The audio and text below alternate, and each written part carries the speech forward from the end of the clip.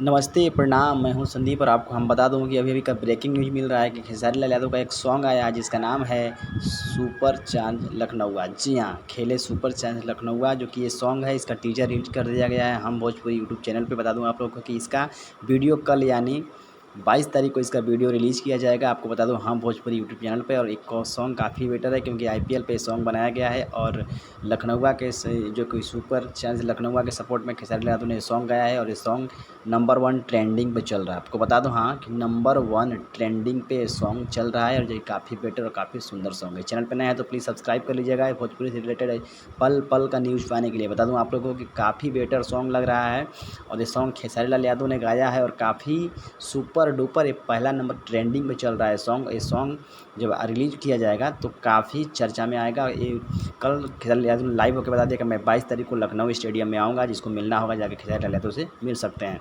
आप लोग को ये वीडियो कैसा लगा मुझे कमेंट कर बताएं। चैनल पे सब्सक्राइब करें ताकि ऐसी वीडियो मैं आपके लिए हमेशा लाता रहूँ। मिलता हूँ नेक्स्ट वीडियो।